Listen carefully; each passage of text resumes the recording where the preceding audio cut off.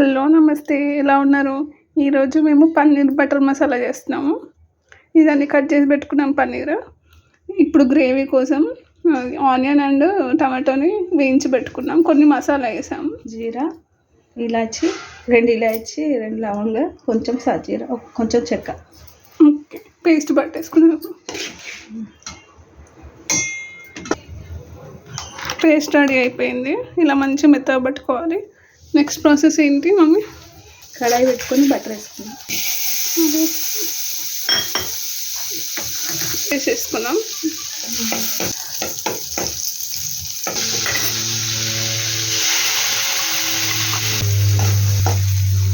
నానబెట్టిన జీడిపప్పుని పేస్ట్ చేసి కాజు పేస్ట్ పట్టేసుకున్నాము. నెక్స్ట్ ఏంటి మమ్మీ వేసేయాలి అందులో? ఇది మగ్గినాక కొంచెం ఉప్పు, కారం, కొంచెం పసుపు, అల్లం వెల్లుల్లి పేస్ట్, కారం, 1 స్పూన్ వేసి ఉప్పు,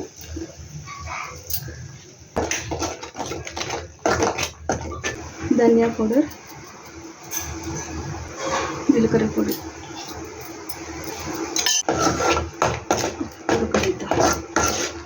కొంచెంసేపు మగ్గనిద్దాం. జీడిపప్పు పేస్ట్ వేసేసుకుందాం.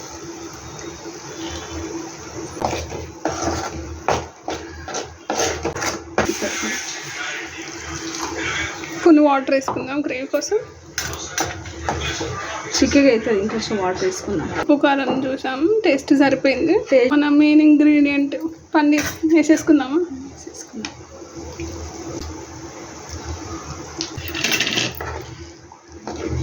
ఒక 5 మినిట్స్ పెడదాము. ముక్కలన్నీ కొంచెం ఉప్పు కారం పెంచుకోవడానికి. ఎంత ఈజీగా ఉంది పన్నీర్. ఒక 5 మినిట్స్ పెట్టుకొని తీసేసుకుందాం. రెడీ అయిపోయింది. ఇప్పుడు స్టవ్ ఆఫ్ చేసేద్దాం. చపాతీ చేసుకుందాం. మా పన్నీర్ కర్రీ రెడీ అయిపోయింది. చపాతీ చేస్తున్నాం. చపాతీతో టేస్ట్ చేసినప్పుడు వీడియో చూపిస్తాం.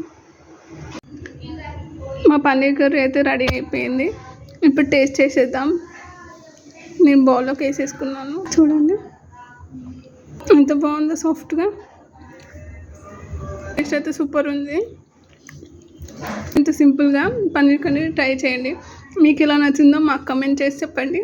మీకు కానీ ఈ వీడియో నచ్చితే లైక్ చేయండి, షేర్ చేయండి, సబ్స్క్రైబ్ చేయండి. Thanks for watching.